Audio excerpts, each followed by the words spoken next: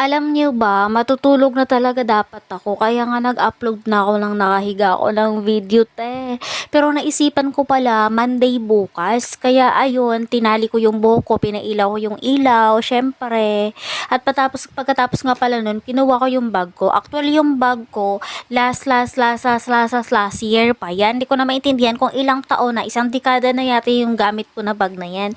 Yung bag pala na yan ay nabili ko yun sa mall. Napakaganda naman talaga kasi ng bag na ito, medyo mabigat nga lang. So yung mga dala ko pala dito, ayan pa yung mga gamit sa loob nung ako ay first semester pa lang. So ngayon nga pala, ang pasukan namin ay second semester na. So bali yung payong ko, binalik ko lang din doon. So ito nga pala yung ballpen ko. So isang taon kong gamit yung ballpen na to. Hanggang ngayon, marami pa talaga yung laman niya.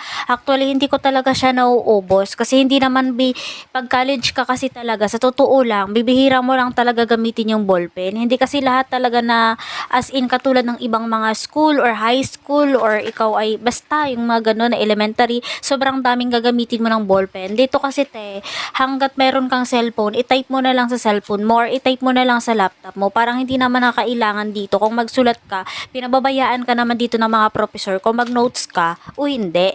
So ayun nga pala yung mga ballpen ko. Nangongolikta nga pala ako ng ballpen sa school. Napakadami na niyan Kasi pag may makita akong ballpen pakalat-kalat sa lamisa, ninanakaw ko kaagad yan. Kasi alam mo, napakasinop ko talaga at yan yung collection ko. Kaya sa classmate ko, alam na alam talaga ng mga tropa pits ko, ng mga best friend ko, mga kaibigan ko, na pag may nawawalang ballpen, matik yan, nasa kay Boris na yan Syempre ako yun, nasa akin na yan, liligpitin ko yun So ayan nga pala yung laman ng aking bag, ballpen, payong. Syempre napakainit nga naman talaga sa Pilipinas Bukod sa napakainit, hindi mo pa alam yung temperatura ng langit. Minsan uulan, minsan iinit, 'di ba? Parang abnormal na rin. So yun nga pala yung ID ko. After isang taon, nakita ko na din yung ID ko kasi nag-ID kasi ako fake lang para makapasok sa gate. So yun nga pala yung aking half yellow pad. Nagulat nga ako pagkapasok ko nga sa Pandayan store. Meron na pala nga yung yellow pad na half, 'di ba? Dati talaga wala talaga, as in one hole lang yan. Meron na talagang innovation ngayon.